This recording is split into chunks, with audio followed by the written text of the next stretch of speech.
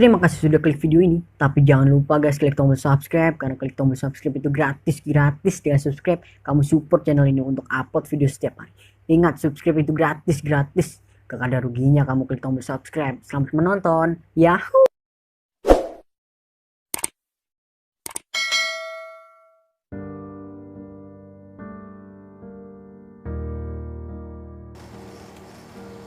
Halo, perkenalkan, nama saya Sofyan Yulianto. Di sini saya akan menjelaskan tentang tahap perancangan bimbingan kelompok. Cek it out.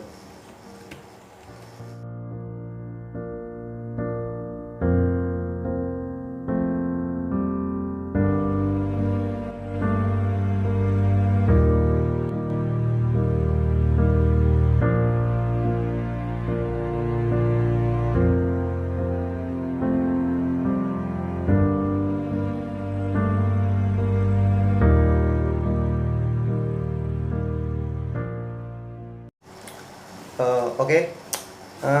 Sebelum kita masuk ke tahap pembentukan rancangan bimbingan kelompok ya, di sini saya sudah merangkum beberapa hal. Sebelum itu, kita harus tahu dulu ketika kita membentuk bimbingan kelompok itu, eh, yang kita bentuk itu akan dibentuk seperti apa. Terus yang kedua, kira-kira ketika kita membentuk, apakah membutuhkan waktu yang sangat lama. Terus tujuan kita membentuk bimbingan kelompok itu untuk siapa dulu. Jadi kita harus tahu beberapa hal itu tersebut baru kita bisa melakukan proses bimbingan kelompok.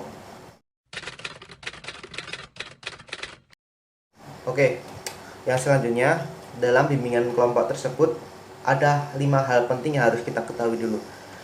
Yang pertama, tadi udah saya sebutkan di yang pertama tadi, alasan pembentukan kelompok tersebut.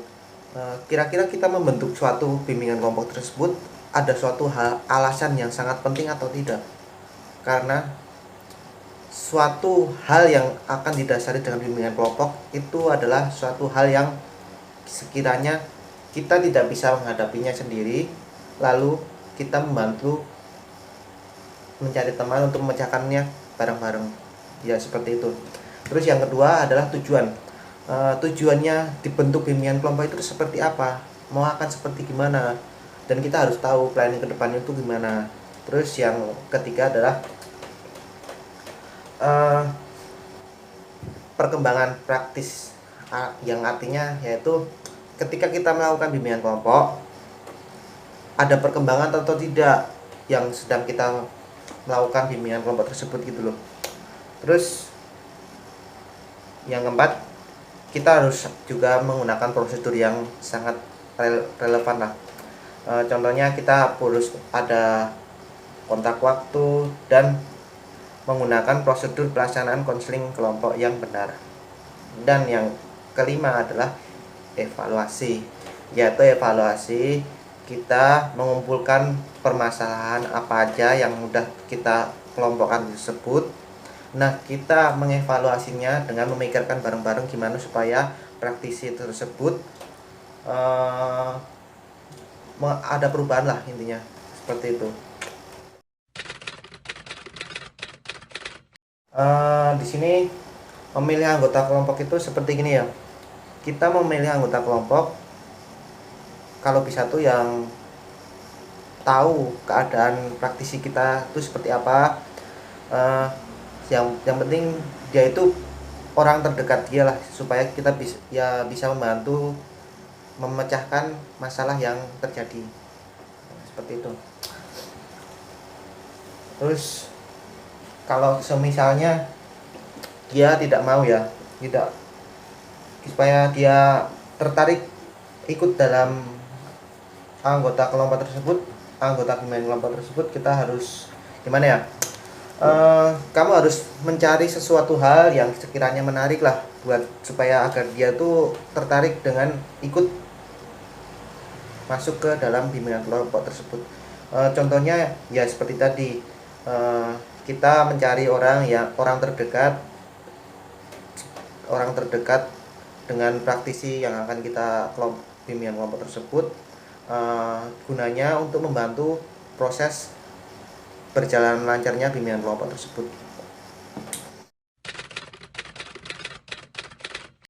Dan teknik-teknik yang harus kita gunakan dalam bimbingan kelompok itu yaitu yang pertama adalah teknik diskusi kelompok, dan terus yang kedua sosiodrama, dan yang ketiga psikodrama, dan yang keempat hononerum. Terus di sini juga ada langkah-langkah dalam proses bimbingan kelompok. Kita masuk ke dalam tahap itu ya. Yang pertama adalah tahap awal kelompok. Tahap awal kelompok tersebut yaitu ada langkah-langkahnya, yaitu pertama menerima secara terbuka dan mengucapkan terima kasih kepada semua anggota kelompok yang mudah berkenan untuk mengikuti proses bimbingan kelompok tersebut. Terus yang kedua kita berdoa, mengucapkan doa dulu supaya proses bimbingan kelompok tersebut berjalan dengan lancar. Dan yang ketiga menjelaskan teknikal atau pengertian bimbingan kelompok tersebut seperti apa. Terus yang keempat adalah menjelaskan tujuannya dibentuknya bimbingan kelompok ini itu seperti apa, agar mereka tuh tahu sebelumnya tuh, oh aku ikut bimbingan kelompok tuh aku akan kayak gini-gini nih. Nah, seperti itu ya. Dan yang keempat adalah menjelaskan cara pelaksanaan konseling bimbingan kelompok itu seperti apa. Jadi kita harus menjelaskannya kepada anggota kelompok kita agar nanti prosesnya itu teratur dan rapi. Terus yang keempat kita juga menjelaskan asas-asas bimbingan kelompok itu seperti apa. Seperti contohnya kalau asas sama seperti halnya asas konseling, ada asas kerahasiaan dan sebagainya. Dan yang terakhir adalah melaksanakan perkenalan. Dilanjutkan adalah rangkaian nama. Yang dimaksud adalah kita saling mengenal dalam sama anggota kelompok tersebut. Paham nggak? Adalah tahap peralihan. Di sini saya merangkum tahap peralihan itu seperti yang pertama, kita menjelaskan lagi tujuan kegiatan bimbingan kelompok itu seperti apa. Terus mendorong dibahasnya suasana perasaan yang terjadi pada diri kelompok tersebut. Dan yang ketiga, mengajak anggota kelompok untuk mengidentifikasi perannya masing-masing itu seperti apa. Udah saya jelaskan tadi di awal. Yang keempat, mengajak anggota kelompok untuk mendiskusikan tujuan bimbingan kelompok ini tuh lagi terus seperti apa, buat apa. Dan yang keempat, menanyakan kesiapan kelompok untuk melaksanakan tugas dan memberikan kesempatan bertanya tentang tugas yang belum dipahami. Jadi gini ya, tahap peralihan itu kita menjelaskan lagi dari tujuannya di atas tadi seperti apa, tentang menjelaskan tujuan kegiatan bimbingan kelompok ini tadi, dan mendorong dibahasnya suasana perasaan yang akan terjadi pada diri anggota kelompok tersebut. Dan yang ketiga, mengajak kelompok tersebut mendiskusikan yang akan kita omongkan. Dan yang keempat, kita menanyakan kira-kira mereka sanggup tidak untuk melakukan kegiatan bimbingan kelompok tersebut. Oke, kita langsung masuk ke tahap yang ketiga. Tahap ketiga ini termasuk tahap yang inti ya. Tahap inti itu kita udah masuk ke mengemukakan topik yang akan kita bahas di dalam anggota kelompok tersebut, dan mengajak anggota kelompok untuk mengklarifikasi dan mengeksplorasi tentang topik yang kita bahas. Jadi dia disuruh mencari referensi tentang, oh topiknya gini, jadi harus kayak gini. Nah seperti itu kira-kira. Yang terus selanjutnya, kondisi diri yang terkait dengan topik yang dibahas. Jadi kira-kira menyangkut dengan diri kita enggak, seperti itu. Terus yang selanjutnya, mengajak anggota kelompok untuk menciptakan situasi yang dialogis dalam membahas topik-topik bimbingan kelompok. Jadi kita harus membahas tentang menciptakan, maksudnya itu kita harus menciptakan suasana yang logis lah, jangan ibaratkan berandai-andai, itu jangan, intinya kita tuh logis. Dan yang keempat, mengajak anggota kelompok untuk mengemukakan contoh konkret tentang topik yang kita bahas itu seperti apa. Misal kita bahas tentang susah bergaul, nah kita mencari referensi contoh konkretnya itu seperti apa. Terus yang keempat, yang selanjutnya, mengajak anggota kelompok untuk mengupakan konsep dan strategi pemecahan masalah tentang topik yang kita bahas. Misalnya, oh kita harus gimana ya biar terpecahkan supaya tidak susah bergaul lagi, itu seperti apa, contohnya seperti itu.